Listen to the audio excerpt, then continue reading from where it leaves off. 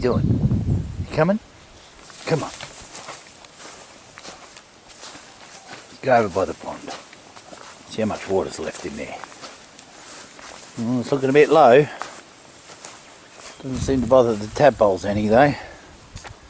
Still plenty of them in there.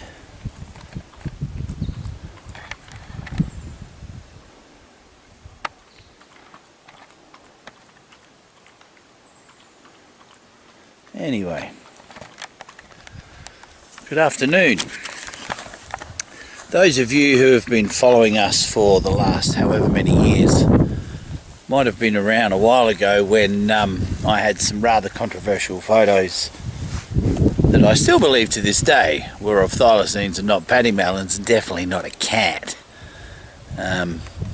Special hello to Bill Michaels and Curtis Warren, by the way. Hope you guys are doing well. Anyway, created a bit of a shitstorm.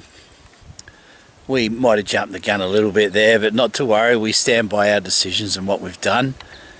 As the dust started to settle in 2021,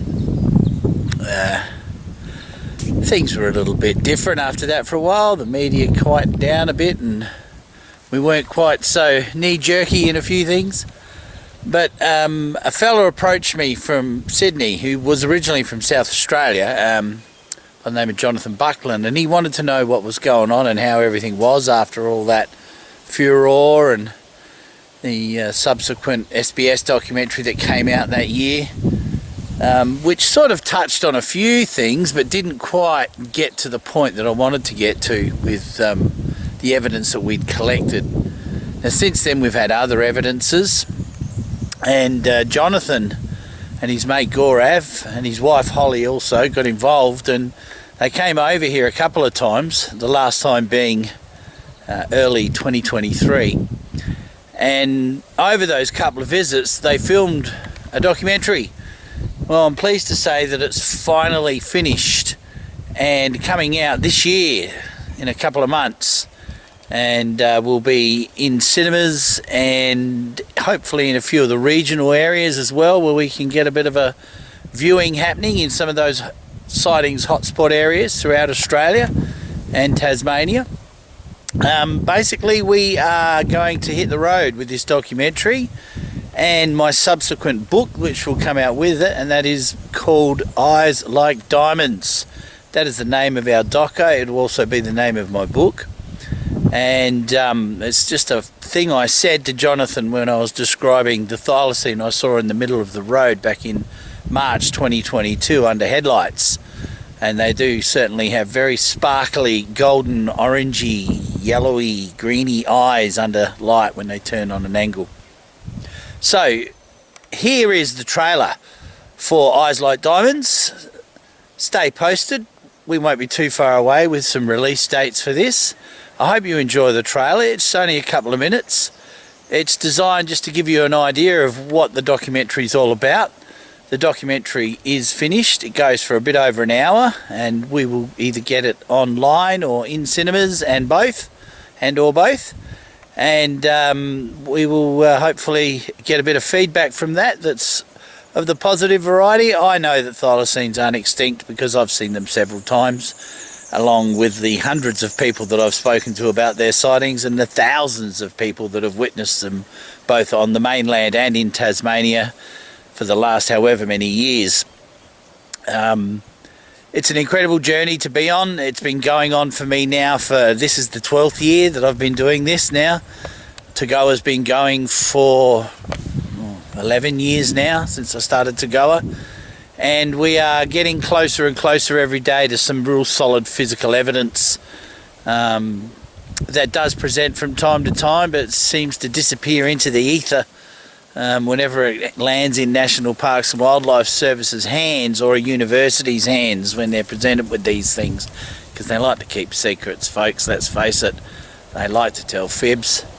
And the extinction narrative, as I'd like to call it, is just a narrative like many other things we get fed by the old idiot box of a nightly routine, if you're into watching TV still these days. But it is an education tool or a miseducation tool.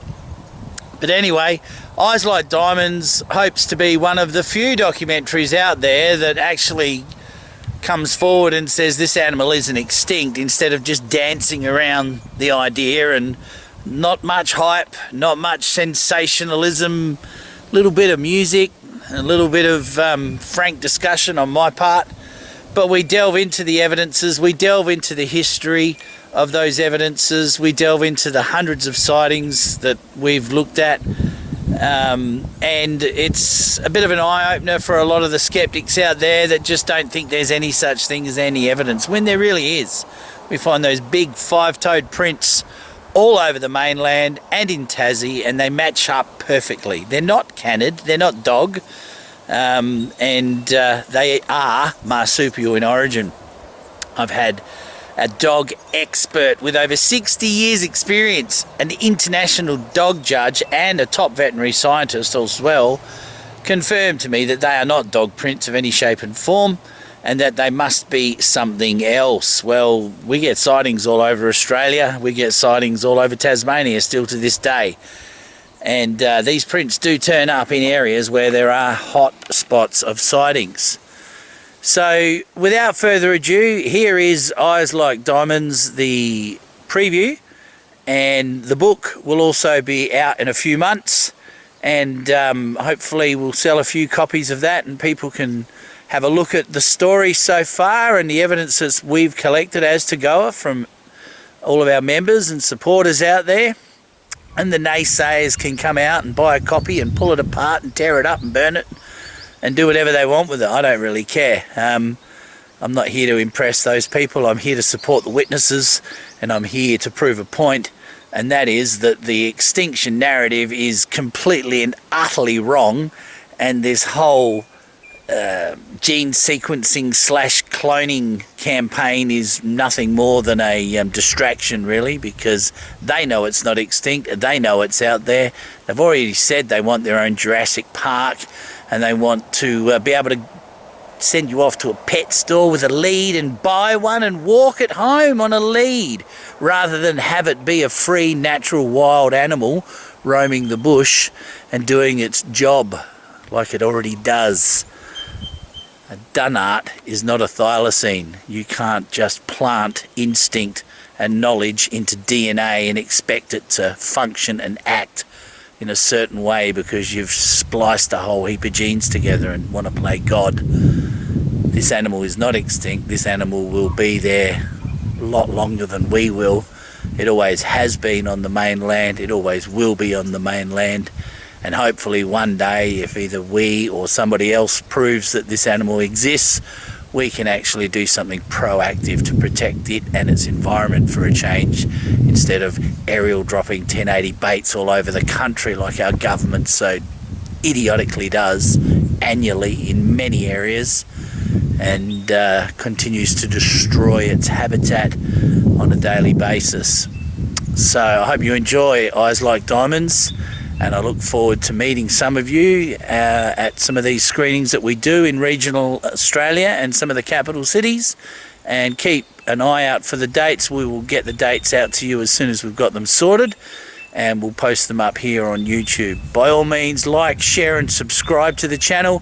We've got hundreds of videos on here now, over 300 videos for you to explore and have a look at. We've got our website, Thylacine Awareness Group of Australia.com.au, and we've got a shop on there if you want to help support us financially and buy a t-shirt or a bumper sticker or whatever takes your fancy. But we are here, we haven't given up, we haven't gone away, and we will continue to try to prove once and for all that this animal exists and it deserves respect and protection, and the IUCN in England better pull their finger out and start examining the evidence and do their job properly and get this animal back on the endangered species list where it belongs for now.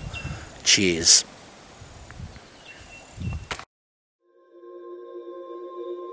We're trying to protect the environment and nature, and we're trying to prove something that no one has ever managed to prove for over 80 years now.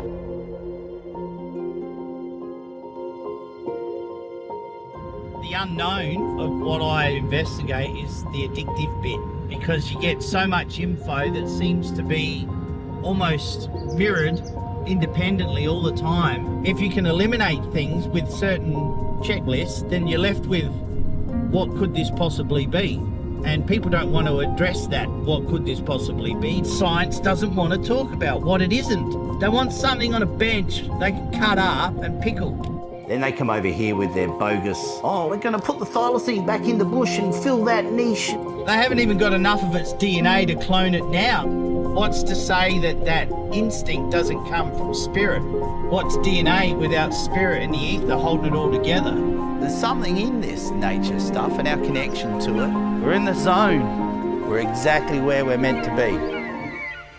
It had distinctive lines across its back and that tapered tail. It was quite a weird sort of ambling gait. 3 out of the 4 farmers said, yeah, they've seen them. I could make out the stripes on its rump and its eyes. It had the weirdest eyes you've ever seen when you put the light on.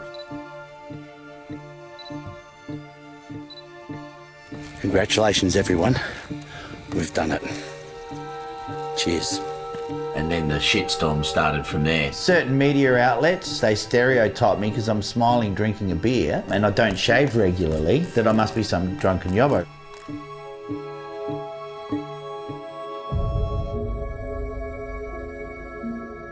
It's like someone threw the jigsaw puzzle into the ceiling fan and I've slowly but surely picked up all the bits and I've got a really clear picture of what that jigsaw is now. Sooner or later I'll put the head on the giraffe and I'll have the whole picture there and they can kiss my patootie, basically.